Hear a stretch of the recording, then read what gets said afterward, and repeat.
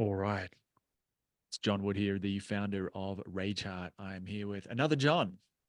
I won't say his surname because I forgot to ask you if we could say your surnames. I'll just say it's John and John. And we are here to talk about, hopefully some interesting stuff about Rage Heart, about the nervous system approach, about other approaches, other things that people do.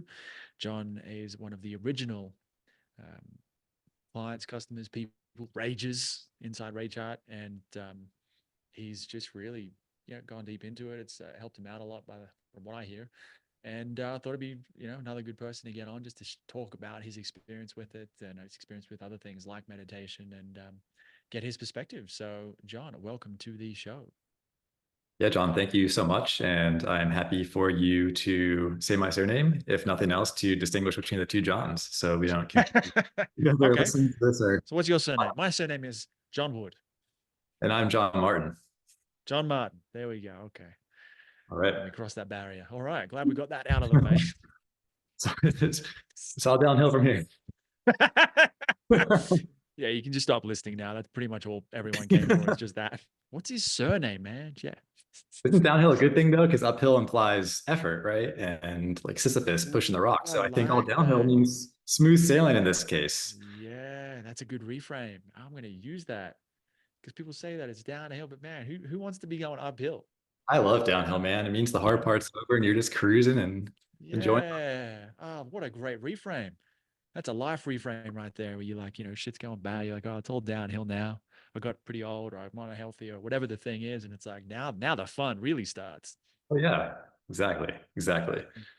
Mhm. Yes. Well, on that note, I guess the first question is, I guess my first question is, I don't know what the listener is going to ask because they're not here, but who's John? Who's John Martin? Not John Hmm. Wood. Who's John Martin? You say as much, whatever feels relevant. You don't have to share everything or anything.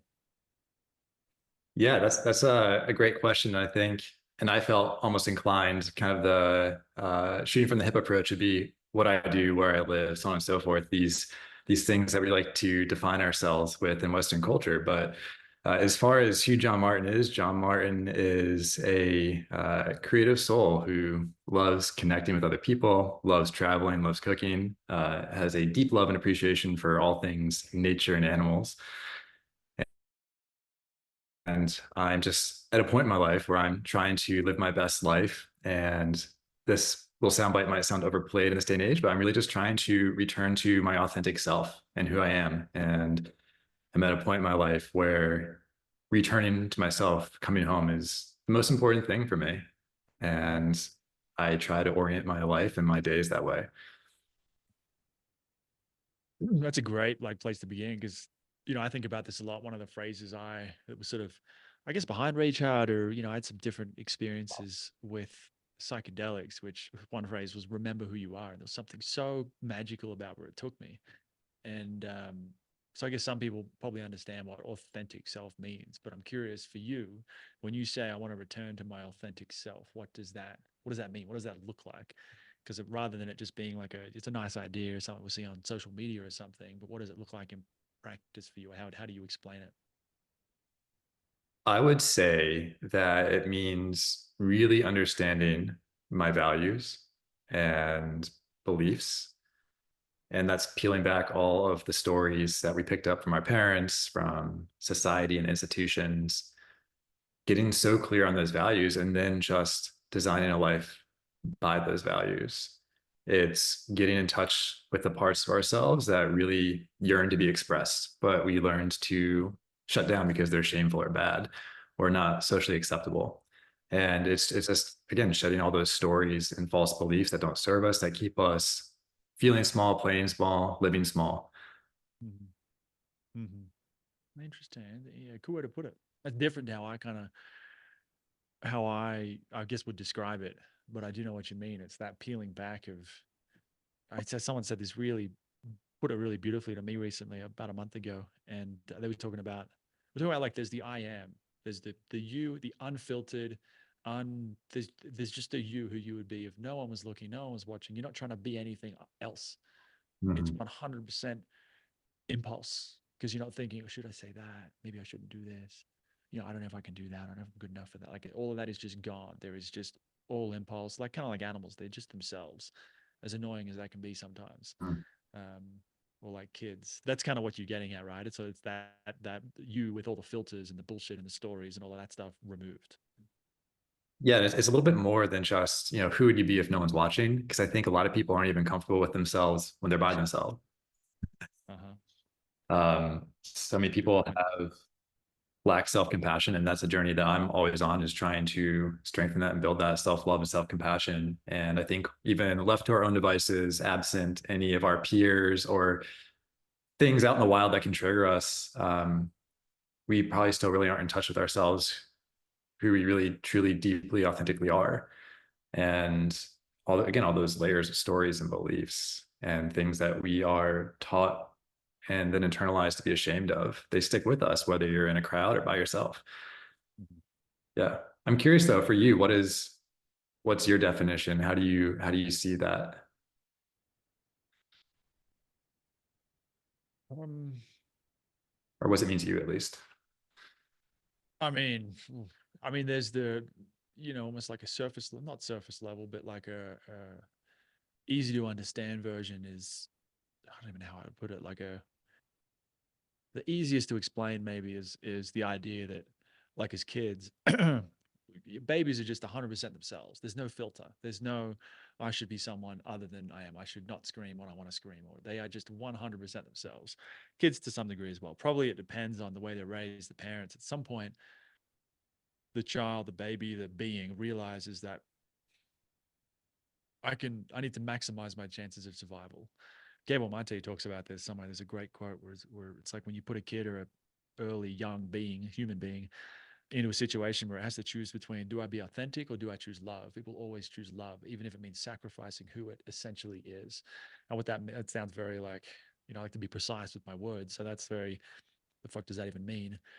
To me, it means like you have a child that wants to scream and it realizes at some point, hey, when I scream, mom, dad, caregiver turns away. They avoid me. They don't give me a hug. They don't treat me the same way. So I might want to scream, my body, my system, my authentic self, that, or there might be an authentic impulse to scream right now. But if I do that, I'm lowering the probability that I will get my needs met. So then we unconsciously start to shut that down, disconnect from it, and start to create a role of who we think we need to be to get the love, the care, the whatever. And maybe like there's a reason for that evolutionarily. It probably enhances, maybe it increases the chances of survival. I mean, it's there for a reason. I guess the challenge is that when you become an adult, all that stuff is still there. Mhm. And it's like, you don't need that anymore because I don't need my parents to look after me once I'm 18. I got a job and I can make my own money kind of thing. So that's one sense of it. I suppose another sense is like authentic would be like almost getting down into like truth. What does it mean Mm. to be yourself? And there's like, so there's those things of expressing what needs to be expressed or wants to be expressed at a given time. But then there's, I mean, so that remember who you are thing came from watching The Lion King. Simba's dad, Simba leaves the clan, comes back to, he's hanging out with Timon and Pumbaa, and he's forgotten who he is. He thinks he eats bugs. He sort of doesn't even know he's a lion anymore. One day, the wise old monkey gets him. Simba follows him to the lake, and he sees his dad's face in the lake. Looks up, dad's in the sky, Mufasa. It's nighttime, stars are all there, and he's like, Simba's like, what the fuck is going on? His dad's like, Simba, remember who you are. And I burst into tears the second I heard that. And I don't usually cry in movies, even today. But I do. I burst into tears and I'm crying until the end of the credits, like the rest of the movie. It's beautiful. It's fantastic. It is a And so there's tearjerker. like yeah, man. But there's a layer of that remembering where it's like, it's probably tied into like the emotional quality of it. But on a deeper level, there's almost like something else, like a knowing the self.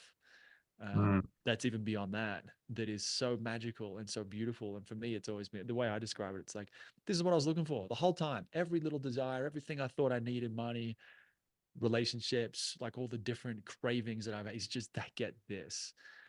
And that's probably more of a esoteric or deeper level to it, maybe, but Mm. that's how I would put it. Awesome. So, okay. So I like that was a good little way to kick Mm. things off there. So I had a couple, we sort of, I think it was a week, 2 weeks ago, I sent you a questionnaire sent a few people a questionnaire to find out just a bit about Ray chart, what in their words they were, how they would describe it to people. And so you sent me just a fantastic response. You saying, "I think I'm rambling here, but I just wanted to like get it all down." You said something like that. It was great. Yeah. And so you mentioned, because of that, you kind of go through your story there, and you sort of mentioned some of your like how you sort of came into this, um, how you'd known about the nervous system regulation, polyvagal theory, all of that for a long time. You also thought you had your own path to healing covered by biohacking, meditation, journaling, Mhm. taking supplements, being healthy. So talk to me a bit about that. Like what was going on before Ray Chart, sort of the struggle or the challenge, the problem, and what were you doing to try and solve that problem? And was it working? Yeah. So this goes back probably at least more than 10 years. And I didn't really start understanding or learning about the nervous system in this capacity or the context of what is discussed and taught and covered in Rage Heart until a few years ago. Before that, it was just very simply sympathetic, parasympathetic. What are their utilities essentially at a very high level? And I was more interested from a almost like a bodybuilding standpoint and sports science standpoint in terms of what those functions are for and how to manage them at a very high level. And again, more for recovery and performance than actually emotional health.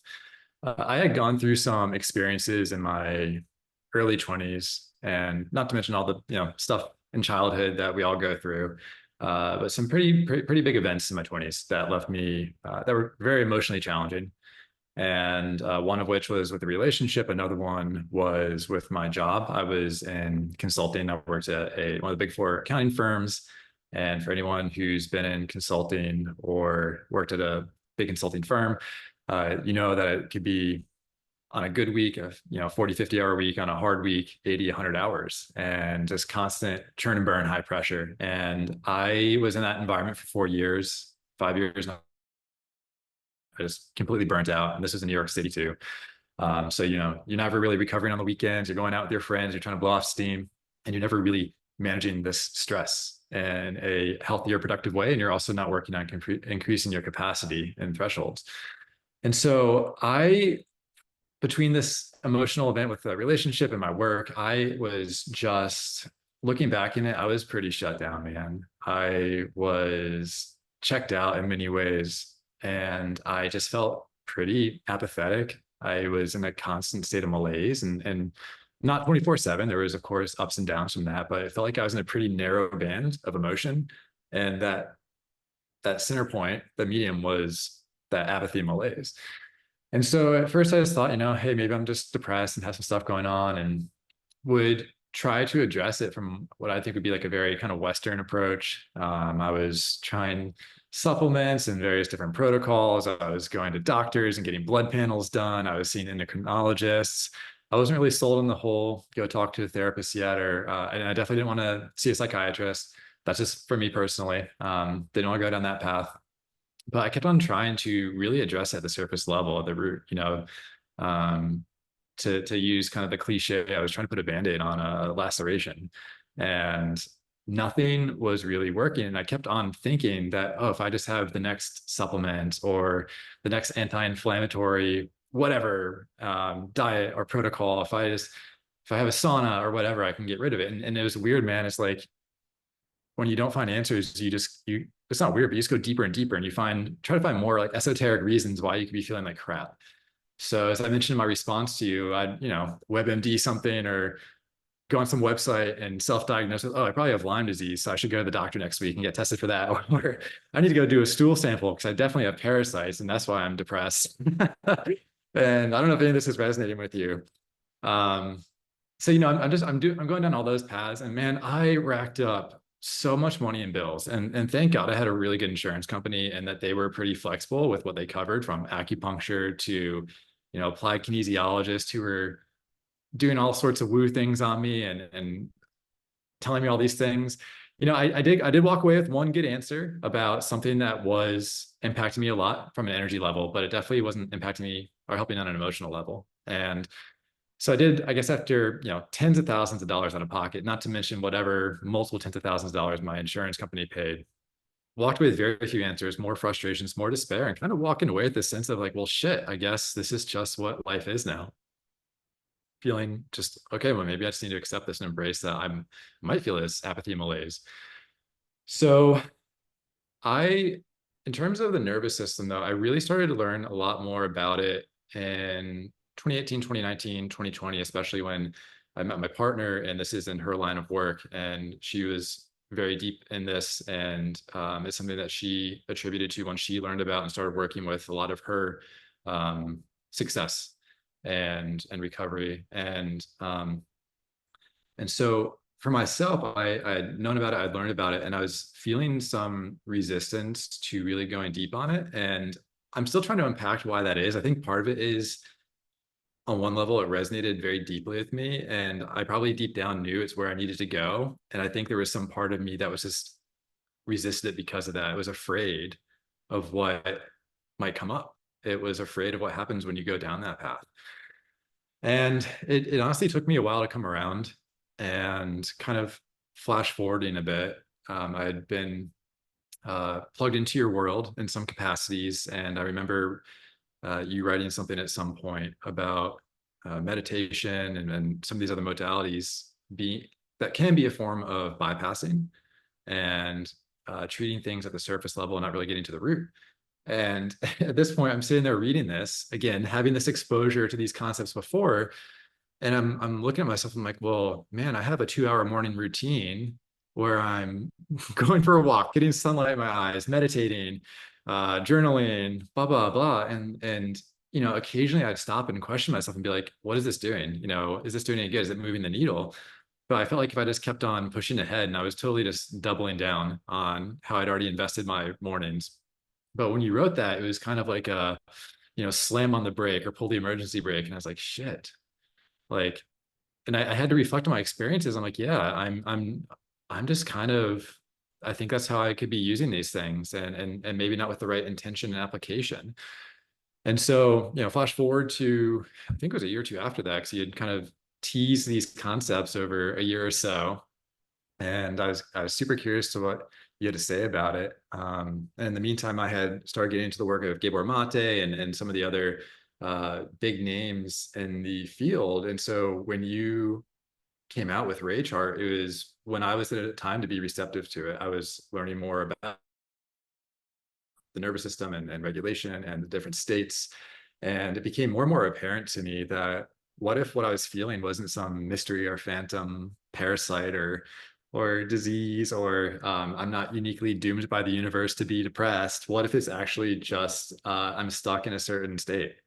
And I haven't really given myself the opportunity to learn and befriend my nervous system. I haven't given myself the opportunity to actually learn how to accept how I feel and then work with it to feel better in the ways that you help us with in Raychart. And so I could pause there for any kind of reflection or questions, or I could keep on going a little bit with my experiences. You let me know. Oh, this is great. This is a very good storytelling. I'm happy just to keep continuing for the time being. Right. Yeah, thank you. So um, the thing I liked about Rage Heart is I like a lot about it. I I wrote to you that it has a very, for me, approachable and digestible kind of masculine energy, but in a very compassionate and balanced way. And so it's not just like the like a chest thumping like band of bros and loincloths like slapping each other on the back kind of vibe. I think it's a much needed healthy dose of masculinity. And I think you being the facilitator in the app, you provide a really safe container. You really model compassionate, healthy, safe, masculine energy. And I think that's something that a lot of people lack. I think a lot of people probably don't have other men in their lives, whether it's a father or a brother, who provide that modeling and support for them. And so you provide a safe instance of that, and so that helps. Not to mention your silky smooth voice that guides us through all these different practices. It's borderline hypnotic. And I'm gonna stop hitting on you now, but just kidding, just kidding. I The beautiful thing about Rage Heart is you take something that we intuitively once knew how to do without having to be taught, that is now academically incredibly complex and nuanced. And you've really broken it down and distilled it into a need to know basis and then how to work with it.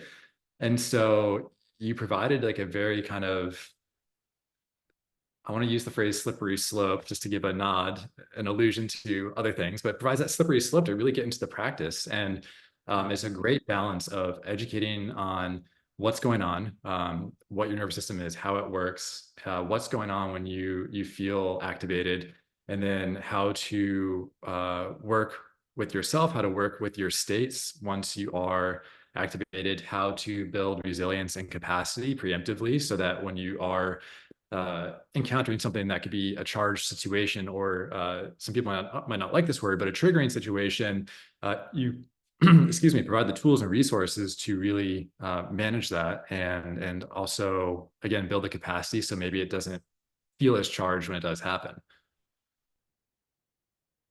Yeah, man. I mean, it's interesting you mentioned that. I was thinking back when you mentioned the gym, or like you were interested in these topics through like bodybuilding, fitness, understanding stress and recovery. And like since getting into this stuff, I've gotten very into, I live at altitude. It's about 10,000 feet, 3 kilometers for metric people. And one of the challenges that I didn't expect coming here was the challenge with recovery. If I want to train and do jujitsu and lift weights, I've got to be so much more on the ball with managing my stress and recovery. And so I've sort of come around to Joel Jamieson. He's like a UFC, teaches like stress and recovery stuff to UFC fighters and Navy SEALs and stuff like that. And so I've gone really deep on that, and then sort of almost pairing it with Rage Heart. And they're so similar because it's like everyone gets in the gym that you go and squat. You don't squat 24 hours a day. Do you squat, bench, whatever the weights are, you go for a run, and then you stop. You eat some food, you rest, you sleep, you watch some Netflix, and that's the game, is like the balance of Joel Jamieson. Really, he was good at talking about this stuff, but like it's not about, it's just stress, it's not about just recovery. It's this balance. You want to get the right amount of stress with the right amount of recovery, and that's where you get the most forward momentum or progress.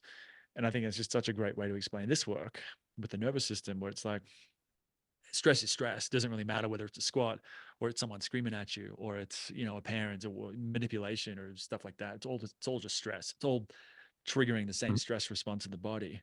But the same idea applies, I think, with emotional. Like it's not necessarily physical, where it's like pushing to the, stressing the system, taxing the system, which in the case of Rage Heart can mean feeling, dropping in, taking some time to really feel.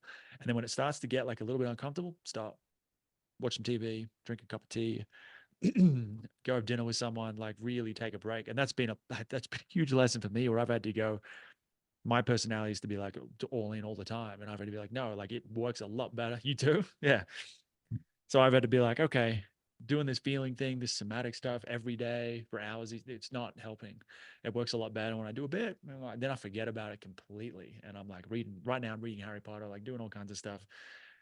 So I just thought that's a really interesting point, and everyone understands that with the gym, but it's not always, people don't usually think that way when it comes to stress, with like emotional stress, like procrastination or something like that. It's like, I'm scared of doing this thing. Okay, well, you need to like go to the limit, stress it, and then stop.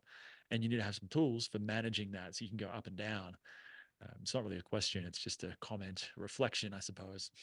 Yeah, I think if I can jump in with one important note for anyone who's listening, to help them, but from my experience too, I was living such a high stress life between the consulting work I was doing. I was living in New York City, and so there's just the constant chatter and buzz of construction and cars and people, and you have all the EMFs and Wi-Fi signals in the air, and it's just, you're constantly charged up. And on top of that, I was going to the gym sometimes 2 times a day, experimenting with intermittent fasting and keto diet and carnivore and all these different things that were really just adding to the load. And so I would just encourage anyone who lives a stressful life to really take inventory of your habits. And there's all these great modalities out there, like I mentioned, but make sure that into the context of your lifestyle and that they're actually supportive of your lifestyle. Because cool, you might do intermittent fasting or some other uh, protocol that has all these benefits, but if you're actually increasing your stress load and your inflammation and you're just keeping your system jacked up, then it's actually not giving you a net benefit. And that's the state I was living in for almost a decade. Mm-hmm. Mm-hmm.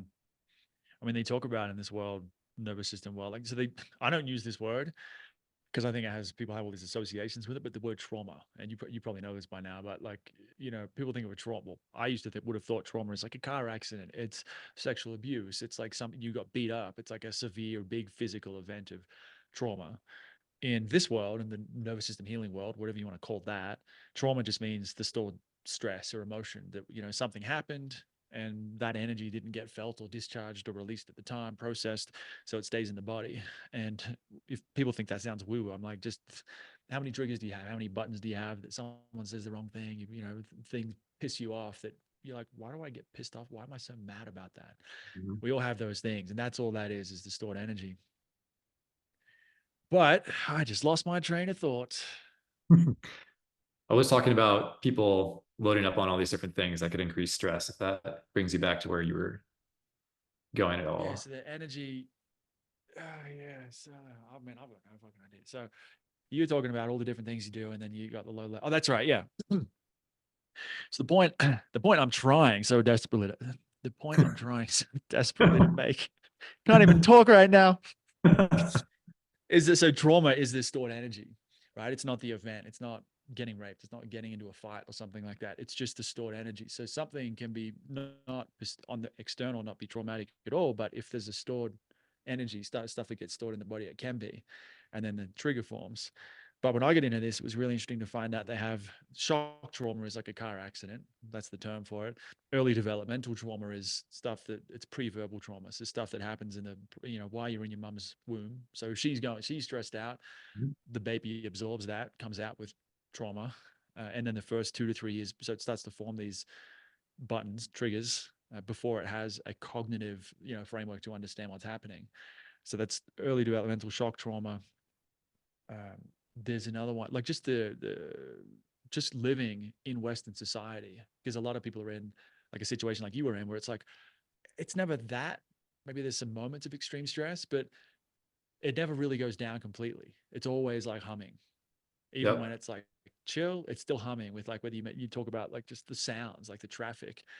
It never really fully comes down, and that when that goes on for years, decades, even can have this similar effect where it just over time takes up all the capacity in the nervous system. And then people wonder why they're sick or tired all the time. And they start getting all these weird symptoms, or they're anxious, depressed. That was Yeah. the point I was trying to make before I lost my train of thought so elegantly. No, and I'm glad you said that because that brings up another point, which is for so many years as I was doing these practices, I thought I was Zen. I thought I had reached this point of non-attachment and just being able to look at things and not react and just be pretty steady. And at the same time, when the conversation, various conversations would come up about stress and anxiety, I would say I didn't have it. And I thought that, and I'd say, you know what, I guess I kind of generally have this like low grade buzz of stress, but it's always kind of like humming in the background, but it's not a big deal. And I feel like I can manage it, so on and so forth. And so I didn't manage it and I didn't try to do anything about it. I just thought it was kind of life par for the course, but I was so zen and had figured it out. And, meanwhile, letting that just kind of hum along, simmering in the background was actually creating a lot of damage. And it was a disservice to me to not really explore that. And me thinking I was zen was actually me probably frozen or shut down and not attached because of that reason.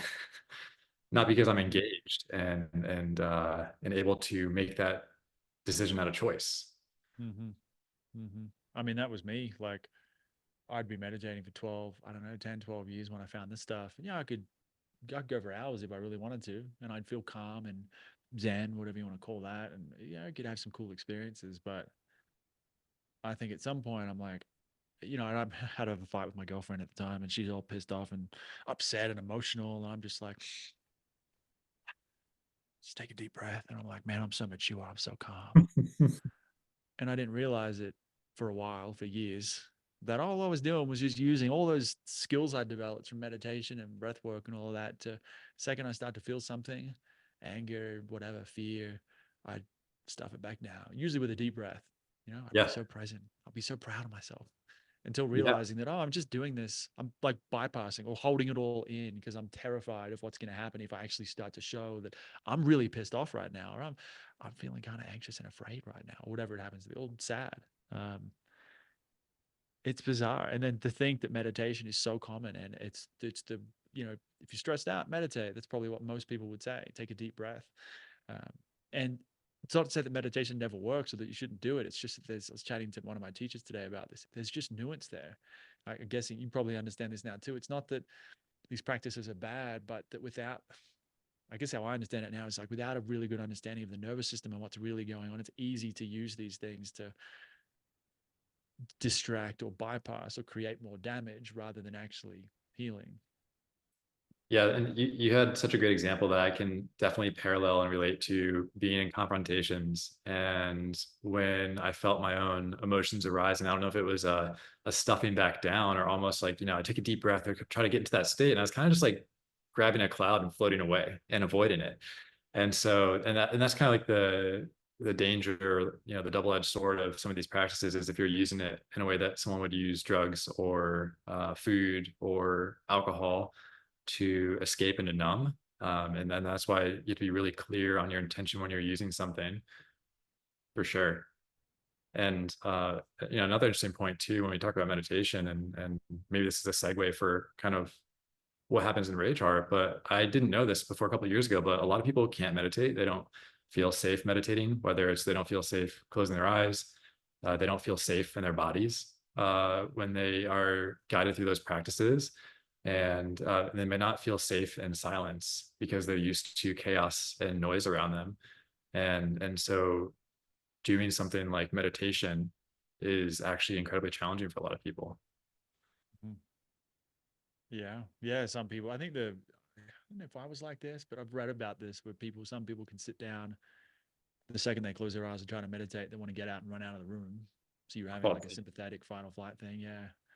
Or the opposite where it's just completely numb. There's just nothing. I don't feel anything, nothing. Um, yeah, it's a funny thing, man. So what you say? So you're saying, yeah, what does happen in rage chat?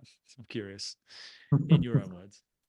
uh, contrary to what one might think, you don't have permission to go smashing stuff and go into a fit of rage.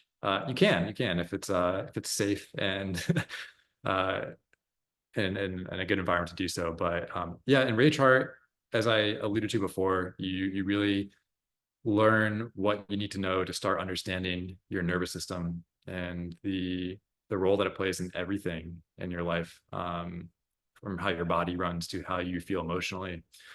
And then you learn how to safely start working with the nervous system just a little bit at a time, small practices to tune into your body, how to manage any responses that come up, how to come up with your own set of resources so that you can learn how to regulate yourself. And it builds in a very sequential manner. And so it starts out with a pretty small, kind of like appetizer, palatable uh, steps. And then over time, as you progress and you build capacity, the lessons and the guidance increase in terms of, I'm trying to look for the right word here. I want to say potency, complexity, but just kind of how like you can go deeper as you build more capacity. And so John really has built this out in a great way where you're not going to go too deep, too fast. And he gives you kind of like the life jacket where you can put on if you feel like you're starting to sink. And so it's just a super well thought out, well constructed progression that feels very safe and effective. Oh, thanks, man. Yeah, I mean, it's funny. No one really complains about, right? Like, no one's like, oh, this doesn't work. Some people, the most common thing, the only real thing I get is it's too slow, especially in the first like couple weeks. They're like, oh, it's too slow, nothing's really happening. And I'm like, I could, you can open it up. I can, give them access to more lessons. But then I'll hear from other people that I'm like, so I just did like a rage. That's what I call the lessons in rage art. I just did a rage, and now I know why you don't let us go quickly through this, because something can happen out of nowhere. And it might not. Some people can go months and everything's pretty chill, like nothing crazy is happening. But then out of nowhere, like you can all of a sudden have this big process, this big thing pop up. And it's kind of like, it's much more comfortable if you can do that once you've got some, you've learned how to ride the bike. Otherwise, I think, when someone's going through a panic attack, a friend of mine, she got into this stuff as well. And she was having panic attacks for a while, suicidal, all of that. And the panic attacks, it's like they'd spin. She'd be having a panic attack, but then afraid of having a panic attack, which would, sort of escalates negative feedback loop. And Mhm. then after learning about this stuff, how, like, what was actually happening, what the panic attack even is, she could be like, oh, I'm having this panic attack. It's not even, I wouldn't even call it a panic attack now, but I'm having this experience. But now I understand, I have some context, so some theory for, oh, this is my nervous system's moving into, activation, sympathetic, fight or flight. Okay, that's the breathing. Yeah. And all I need to do is just going to go up. And then when it's sort of done its thing, it's just going to come down naturally. So I don't actually need to be afraid of it. And so the point of that is to say that, like, it helps so much to have some of that foundation in, so that if stuff does sort of come out sideways, you're ready for it. Yeah, I think to add to that, I would say that, and I might have said this before, just part of the beauty of this is really learning how your nervous system works. I mean, we've got these super complex brains and super complex nervous systems that we know next to nothing about. The average person knows next to nothing about. Meanwhile, we all have got these iPhones and whatever else that we know the inside and out, like the back of our hand of those iOS, but we really don't know how to work with our own iOS. And so I think, not I think, I know from my experience that what we do inside Rage Heart, you kind of get more or less that instruction manual. And so a lot of things happen when that happens. It kind of demystifies what's going on in your body. And you can stop being scared of yourself and scared of your feelings and scared of your biological responses, because now you have context as to why it's happening. And once you have that understanding in that context, you can start to feel safe again. You can have self compassion for yourself. You can stop being mean to yourself and blaming yourself. You can really dial back on unhelpful responses, whatever that means for you, whatever your vice might be, or what you might turn to that's not really nourishing, but might be destructive or not helping. And yeah, just like anything else, once you understand it, it's just much easier to approach it and work with it. Mhm. Yeah, I like that. Like it's an instruction manual for your. It's a good way to put it. And also, like, not being afraid of, like, what, I think so many of us, I was too, like, afraid of feeling angry, afraid of what it means. I can't feel angry. I shouldn't feel angry. Even that was like, I remember going, like, learning, oh, okay, anger is sort of like the energy of the fight response. So there's a fight or flight, if we can't run away, we'll attack. To attack, we need to be angry. So, okay, anger is just that. It's not good or bad. It's not a spiritual and not spiritual. It doesn't mean I've failed or anything like that. It just means my system's gone into fight or flight. And that may be because I've been triggered and it's a projection from, it's not really about the situation, or it could mean I'm picking up on something and I'm going to feel that before I realize it with my head. So, Yeah. um, It's really much easier to be kind to yourself and have compassion when you realize that these responses are in service of you and that they're trying to keep you safe, that is trying to keep your body regulated and a point of homeostasis, for sure. mhm. And then seeing too, like, the different, we all have our different issues, quote unquote, our baggage. And I guess a lot of, I don't know about everyone, but it seems like a lot of us are trying to fix that thing. There's good in that, there's wisdom in that, I suppose, but it's also kind of going, like, it's there for a reason, whatever it is. Anxiety, depression, all these different symptoms. Like, I still get OCD from time, like, well, not from time to time. I have it every day. It's fairly mild. It's as mild as it's ever been right now, but it's still there. And the way I've, like, I've come so far with it, where I used to get angry out, blame myself, all this kind of stuff. Whereas now it's like, oh, it's just the way I see it is the system as a human fills up with stress, and especially as kids, if stuff is really, really stressful, we'll develop like a mitigation strategy. And I guess it manifests in different ways for different people depending on their configuration. But for me, it was like OCD, right? So I feel like that's like a little release valve. The pressure's so high, there's so much stress running through my system because I can't relax in my family system as a kid, that my system needs a way to either to manage that, to mitigate it, to blow some of it out. And so that's how it comes out for me. For someone else, someone I know might come out as panic attacks or depression. Someone else, that comes out as like an autoimmune disease or diabetes or things like that. Mhm. So chronic fatigue syndrome, like some of the things you mentioned. And so it's been so helpful to be able to go, okay, this response that maybe I don't, it's not always pleasant. It's not necessarily what I would choose if I could just come up with whatever I wanted, but it is there for a reason. And it may be a little bit misguided sometimes, but it's there and it's doing a job, or it was doing a job very well, which is why it exists, which is totally changes the frame on a lot of this stuff, gets rid of a lot of the shame. Oh, why can't I fix this problem? Right. Yeah, I think it's an interesting reflection when those moments pop up, and we have those responses automatically from years of conditioning, from years of feeling shame and trying to avoid feeling shame, trying to avoid rejection. But instead of turning to blaming ourselves for why we're responding a certain way, just being like, okay, well, how is that habit or behavior actually in service of me? What is it trying to do? What is it trying to tell me? And it's not to bypass anything or to abdicate responsibility, because at the end of the day, we're all responsible for our actions and behaviors. But at least when you have that, when you close that gap and you have an understanding of what's going on and why, you can start working with it. You can have compassion towards it. Yeah. Yeah. Yeah, man. So on that note, what I mean, we've kind of covered a lot of this already, but I'm curious if I said, what do you've been through Rage Out, we've talked about what it's sort of like on the inside, what life was like before. What's different now? Like you mentioned some of the things you were struggling with. Like, what are the benefits do you see of doing this stuff? Dude, 100%. It's just the awareness. I can, instead of waking up feeling shitty and being like, oh, I guess it's one of those days, or trying to hack it with something, it's just pausing and taking inventory of what's going on, trying to understand what kind of state I'm in, and then seeing if I can, well, extend myself compassion first of all, and acceptance of where I am. And then I now have a set of tools and resources that I can turn to change that. Because I think a lot of people, well, I suspect a lot of people have those experiences where something happens and, I guess it's just one of those days or one of those weeks, or whatever, or I can't do anything about this. It's just the way it is. It's like, well, what if you could?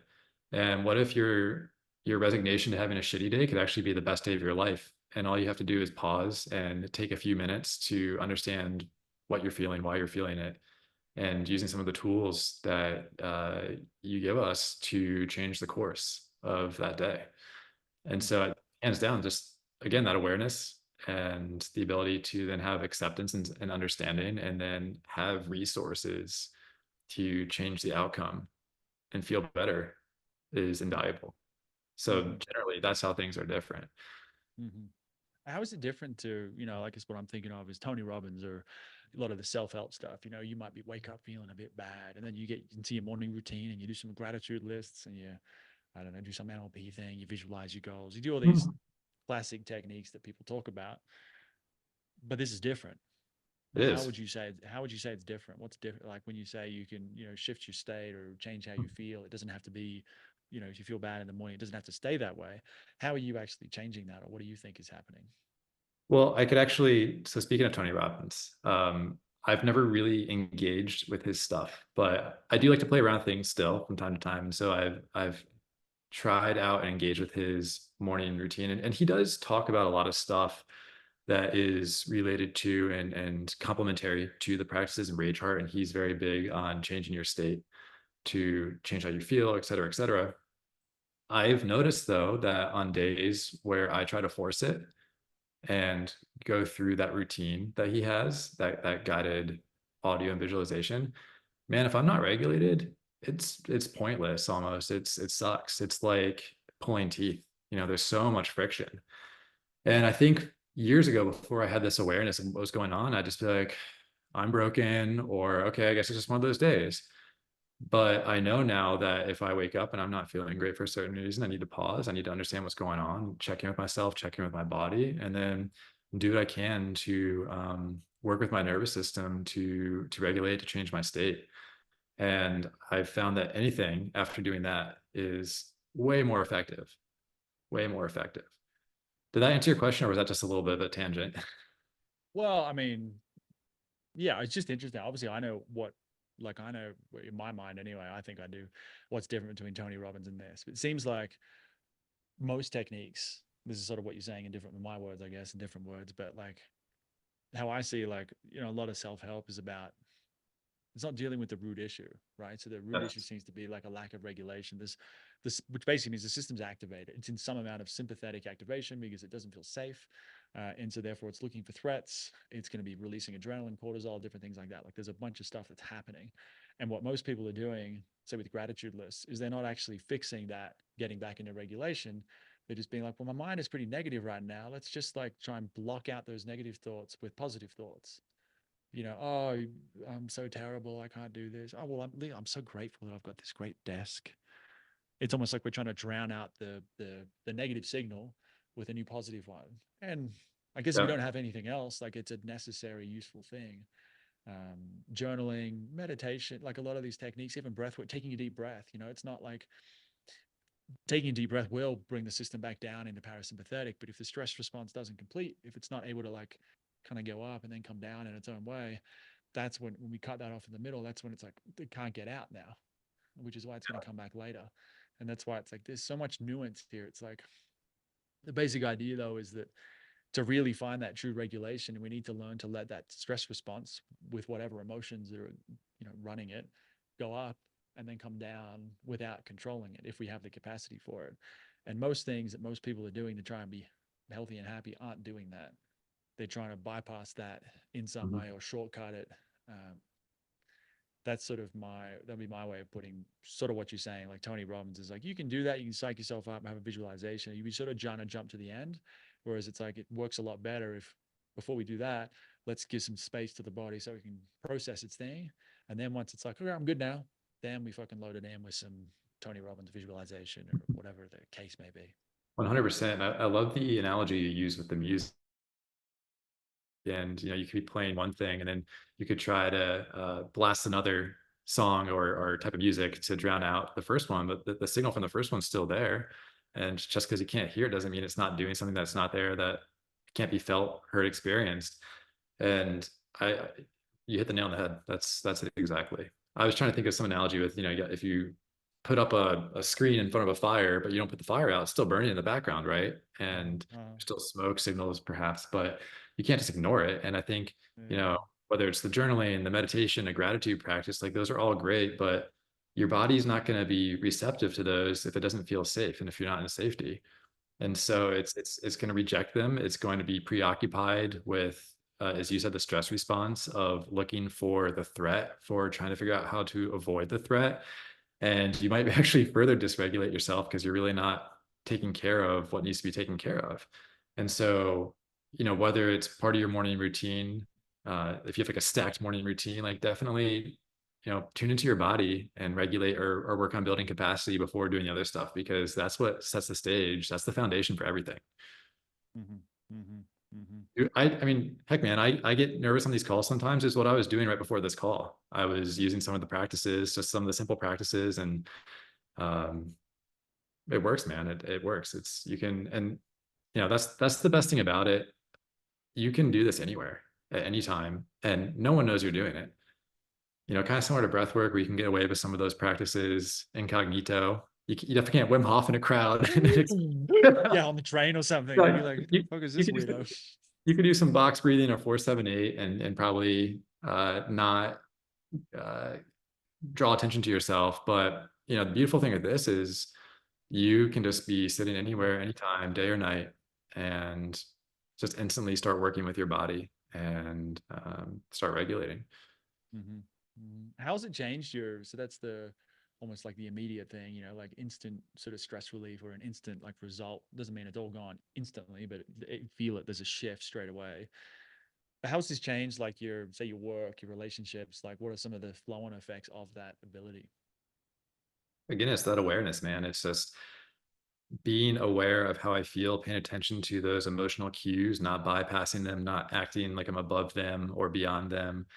And, because every time we ignore those, bypass them, we're bottling things up and making it worse in the long run.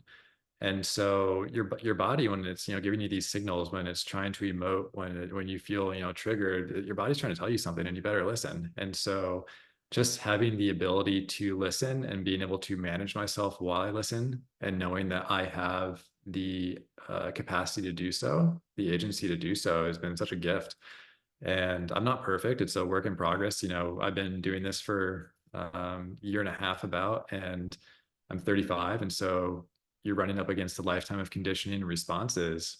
But, given that, I feel like I've made just remarkable strides in terms of ability to be grounded, regulated, have more of a gap between like the stimulus and response, so to speak, taking more accountability and responsibility for how I show up, how I act, and yeah, just being a lot more compassionate and forgiving towards myself, being a lot more curious instead of judgmental. And, kind of bringing this all full circle, like this is the path to authenticity, really getting to know yourself and to accept yourself, to express what's been shamed or bottled up or locked away. And yeah, man, it's a slow drip every day, but every bit helps. And it's it the end result, the overall end result is just feeling lighter, feeling more connected, feeling more engaged with life and the things I want to engage with. And on the days where I'm not, on the days where I feel like complete shit or like I've taken 10 steps back, knowing that it's going to be okay, knowing that I have the tools and resources to get back to where I want to be. Right. Yeah, man. That's beautiful. I mean, it really is like talking about authenticity. It's like it'd be great if you could just like leapfrog there, you take one step, it's just done. But it's like the path there is going through all the stuff that's in the way. Because almost like what keeps us inauthentic is all afraid of feeling these feelings. That's what sort of kinking, keeping, getting everything all twisted up. So as you start to feel that, then there's that flow, that I am, that self, true self, authentic self can start to just, it's not, because it's not a thought. It's not like if we're thinking about who to be, it took me a while to figure out. It's like if I'm having to think about it, it's not really it. It's more that it's intuitive. I'm just there. I'm not thinking about who do I need to be right now? What should I say? It's like that's not Mm-hmm. authentic. The authentic is it just comes. So good stuff, man. What's your favorite? Do you have a favorite practice or technique inside Rage Art? And if so, what is it? Man, I think just, the old standby, the multitasking awareness, Mhm. I think it's one of the first things you teach in the first Mhm. week or two. And it's what I come back to the most. I think it's the most accessible, the most approachable, I think, and it's highly effective.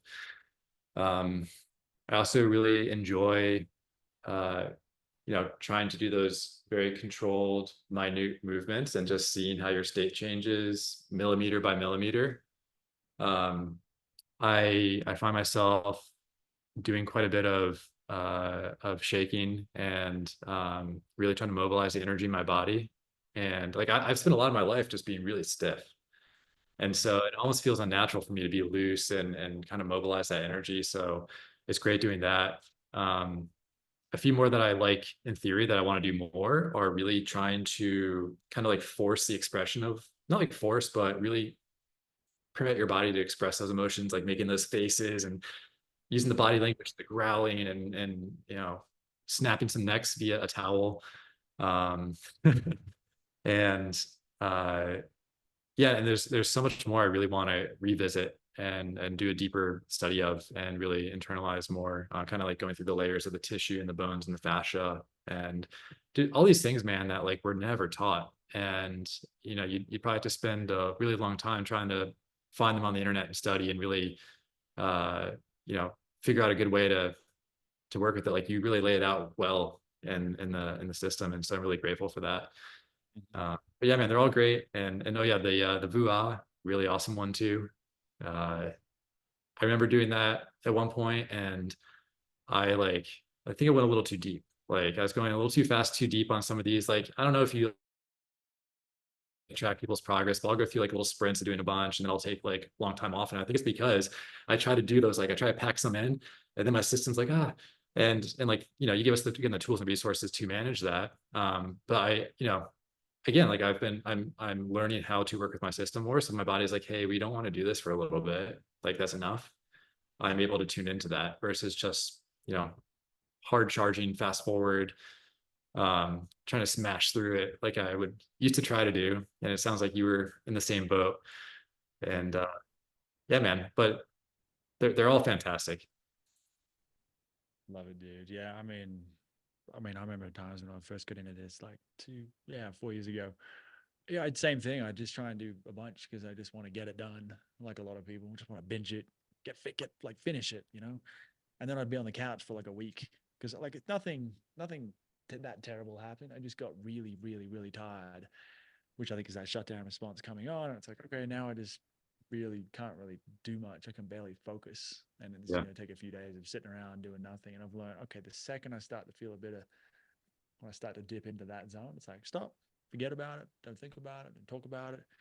Um, and so that's, I mean, that's really a huge part of this work is like learning to listen to that. And it takes, like, I was thinking this morning, I still, like, I mean, with different things, it's like, to find the limit, you kind of have to go past the limit a few times. There's that dance with, if you really want to figure out where your limit is, you kind of got to go to the limit. Otherwise, you don't really know where it is.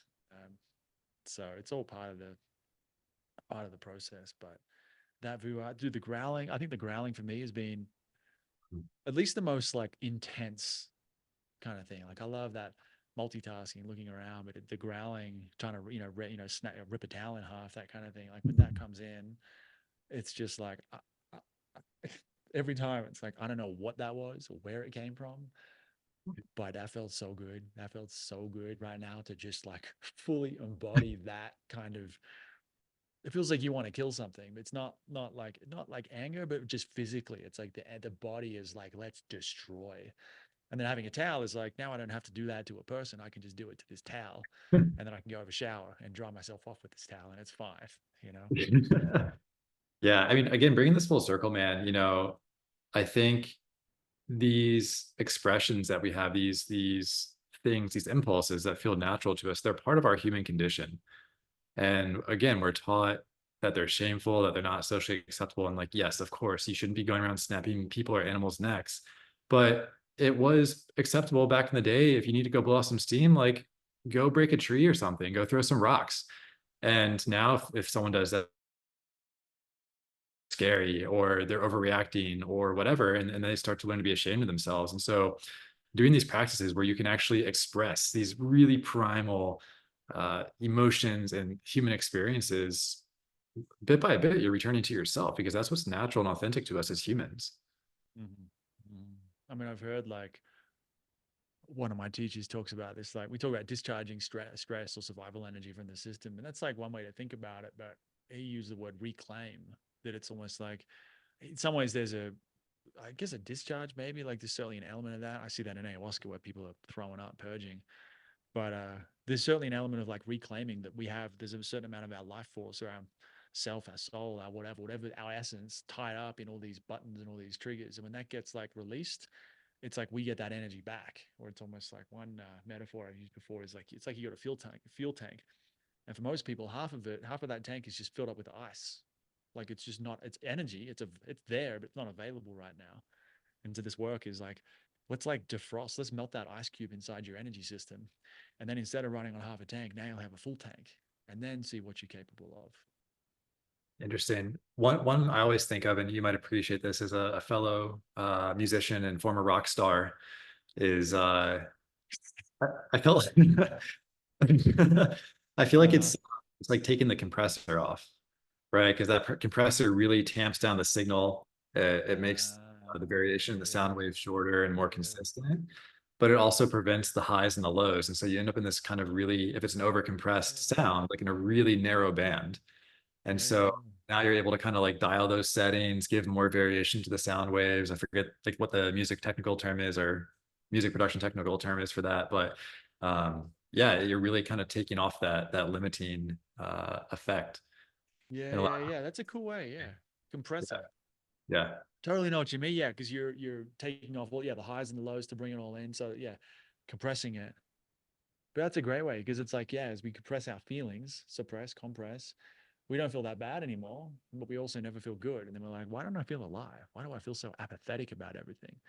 Maybe because yeah, you don't feel anything. yeah. It's like, why am I not happy? Well, when's the last time you let yourself punch a pillow or let out It's a some good healthy question. Well, oh, dude, well, that just reminded me, man. Like something I'm proud of myself on was being like, this is totally not a word, but like not like untriggerable. And I alluded to this before with those conversations I'd have, and I'd be in like this Zen state. But I had a lot of things I was angry about as a kid, and I wasn't taught how to express in a healthy way, and so I would express in unhealthy ways that were at times like destructive to property or other people. and nothing like abnormal for a kid, but maybe just, they weren't modeled the right thing, and then they weren't course corrected in the right way. So I walked out of my childhood thinking that rage and anger was bad, and I shut it down and pretty much removed it from my emotional range and reactions. And it's something I still have trouble tapping into now, and I'm still working to reclaim that. But it's totally one of those things where, okay, well, if you're not going to let yourself discharge, if you're not going to allow yourself to feel these challenging emotions or the emotions on this part of the spectrum, then you're also going to compress them on the other end of the spectrum too. It's you can't have your cake and eat it too. You can't just do one half and not the other. I mean, There's like always music, like you don't have a multi-band compressor, I suppose, is like that would be the thing in music production. You can't do that with your emotions. we are so sorry to the non-musicians listening to this. So a multi-band compressor is, instead of compressing the whole signal, you could be like, just compress the bass frequencies, but leave the high end. So the whoa, you compress that, but don't compress the, Yeah. something like that. There's Yep. a yeah, but then you got to explain kind of what a compressor is, which is like you take a sound, sound wave, blah blah blah. That's Yeah. Yeah. a whole other Yep. thing. Yeah, man. I mean,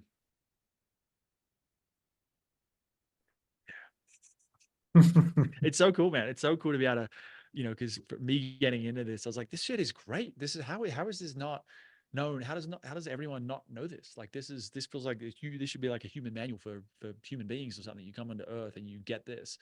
I guess some people do depending on the way they're raised, but it's so cool to be able to share this and to see people like you come through and be like, oh, this works too. And then hearing the stories, man, it's so cool, satisfying for me, but just beautiful to watch. That Yeah. it's like, this stuff. Like, I know it works, but you see it working with other people, you're like, oh man, now I definitely know that it works. Dude, you're bringing up a really great point. If we have the time to go into it, Mhm. when you said that, that made me think about how it'd be so great if kids were taught this. And I think their kids are becoming more exposed to it. You have a lot more conscious parents who are educated on this stuff, who are doing it for themselves and then modeling it for their kids. They are teaching their kids. It might be in some form of education at this point. I'm not sure because I don't have kids. But it also made me think, when you do this work, the quality of your relationships just increases exponentially, and not just because you are able to manage yourself better and take ownership and accountability. You are, both in the moment, but then also in terms of you can communicate more effectively to your friends, your family, your partner about, hey, this is how I felt. This is what was going on in my body. This is why I responded or reacted that way. But now you have a shit ton more compassion for other people, for parents, for friends, for people who hurt you, for your partner.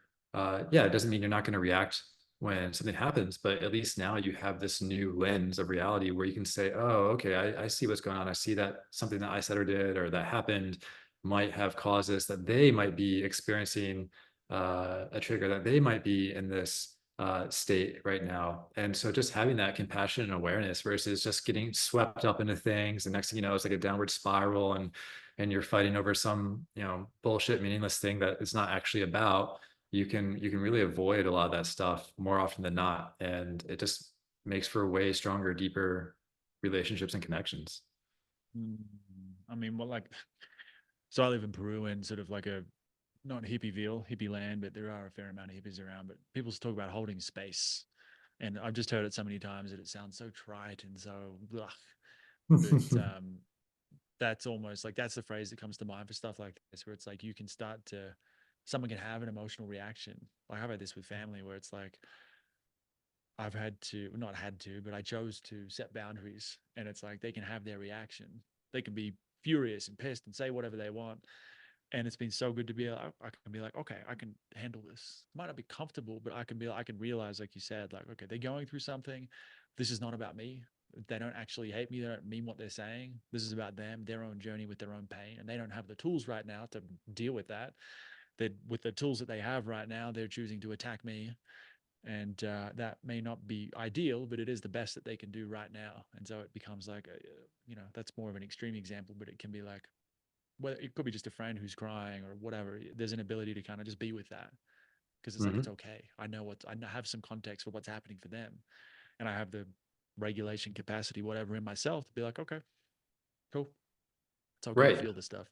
Yeah. And not only are we not getting kind of swept up into that emotional ping pong where if someone's triggered, that you get triggered by their emotions. But by building up this capacity, by having these resources, you become a solid foundation for them to co-regulate with. And so then you help them feel safe. You help them come back to calm and safety just by being calm and feeling safe yourself. Absolutely. That's one of the, like the probably the thing I didn't expect, but one of the beautiful things about this work is that it's like helping people without helping them, because it's Mm. like an example would be like one of the things in Rage Chart is orienting, right? So get looking around the room, so you can tell someone, hey, look around the room, like check it out, like see what's going on. Or if if I'm chatting to someone who's stressed out, I'm like, hey man, I like your t-shirt. Where'd you get that from? Or like, hey, like is that a house plant? What kind of plant is that? And so like bringing there's all these other ways of bringing these concepts in without ever mentioning anything about the nervous system, or even just not even saying anything necessarily, just having just talking about whatever, not even trying to point things out, and just by, like you said, you being calm and feeling safe in yourself, their system will pick up on that and will co-regulate to that. So then they start. It's like you're helping them, but you're not saying anything. It's just pure feeling, pure embodiment, which to me is, I just think that's so beautiful. Yeah, 'cause I think, yeah, so well said. And I think, for anyone who maybe doesn't understand that or can't grasp that, it's almost the opposite. Like we all know how it feels when someone walks into the room and the energy just shifts like that. And the charge changes, the vibe changes, and you can feel almost what they're feeling. And it's the opposite of that, where you are providing that safety and that foundation for other people to feel safe, connected. Yeah, man, it's like one of the guys here I've been working with. He he's got I think a 2, 3 year old now.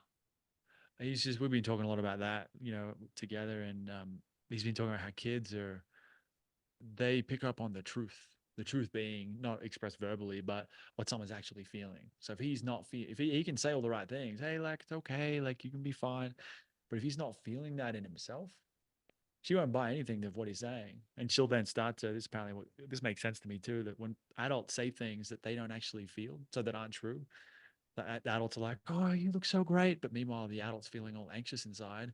The child's feeling the anxiety because they're just picking up on that naturally, but they're hearing the words, and then so there's this disconnect, creates this disconnection for mind and body, because it's like, what is the truth? Is the truth what you're saying, or is it what you're feeling? And so it's just such a really interesting way of thinking about raising kids, because it's like I have to be like I have to be calm, because if I'm not, like truly calm. If I'm not, she won't be calm. There's no way she's coming down until I'm calm. Truly calm, not just, oh, I'm relaxed, like the body has to be calm.